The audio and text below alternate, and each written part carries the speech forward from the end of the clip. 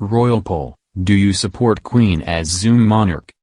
The Queen made a vow on her 21st birthday, 75 years ago, to serve for her whole life, which means abdication or a regency is unlikely. Instead, the Queen is harnessing modern technology to continue her duties. As a result of weakened health in recent months, Her Majesty's current work dynamic has changed to prioritize virtual events with senior royals including Prince Charles, Prince William and Princess Anne stepping up at other engagements. Do you support the Queen as a Zoom monarch? The Queen has been dubbed a Zoom monarch as she continues to fulfill her constitutional duties via video conferencing. Royal sources have said that the 96-year-old monarch's diary remains busy, completing various engagements on top of her routine red box work. The Queen has been praised for her work ethic, and experts believe despite her episodic mobility problems, she will continue on. In a speech to the Commonwealth on her 21st birthday in 1947, then Princess Elizabeth pledged she would dedicate her whole life, whether it be long or short, to duty. The Queen carries out between 2 and 7 formal engagements each week, with many of these now undertaken through teleconferencing. In a 3-week period last month, the Queen held 7 Zoom audiences with arriving and departing ambassadors, the Privy Council, and even opened a new unit bearing her name at the Royal London Hospital.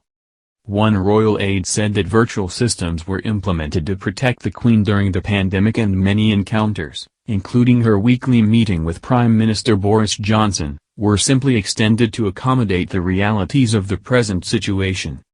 Last year, the Queen conducted 118 of her 192 engagements, nearly 2/3, virtually, and it is thought that this ratio is likely to remain, or even increase. However, royal expert and author Robert Jobson said, "With all respect to Her Majesty, you can't really be a Zoom monarch. There are roles you have to play. You have to be seen to be believed." Speaking on Palace Confidential, he said it is time for Charles, 73, to be named Prince Regent, a move that would formalize a natural shift in him taking over his 96-year-old mother's duties. Should the UK have a hybrid monarchy? Prince Charles and Prince William have increasingly been deputizing for the Queen at engagements. They took her place at the state opening of Parliament earlier this week.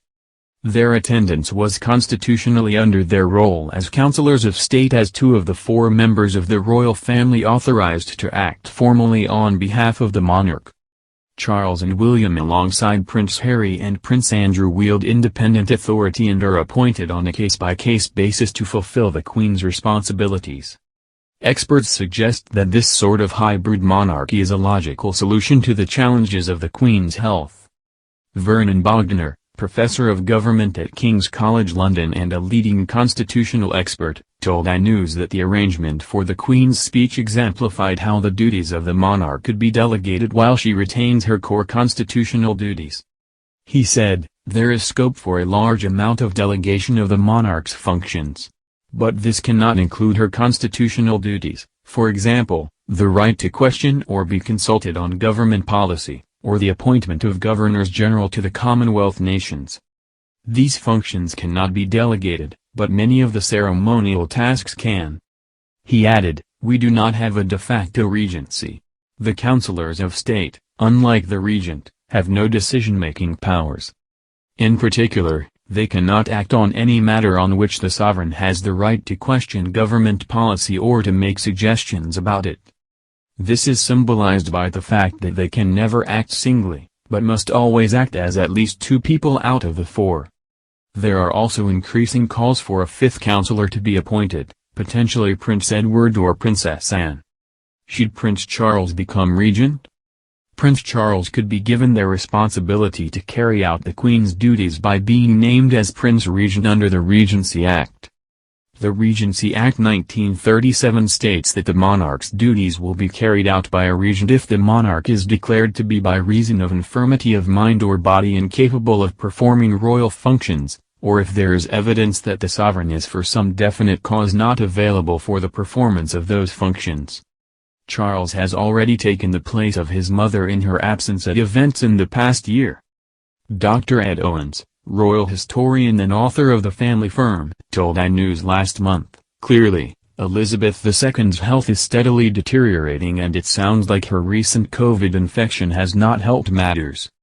Therefore it is only natural that more and more of her work is transferred to her son and heir, Prince Charles, who has, over the course of the last 5 years or so, essentially become an unofficial regent.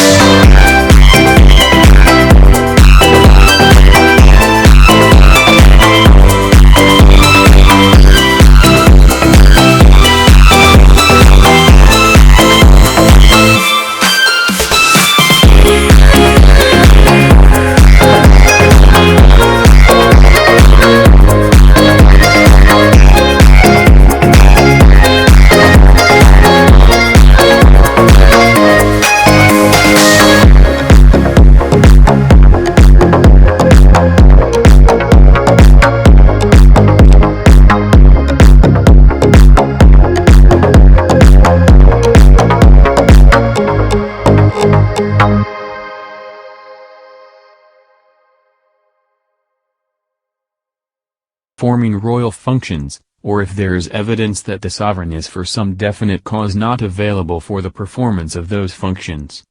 Charles has already taken the place of his mother in her absence at events in the past year.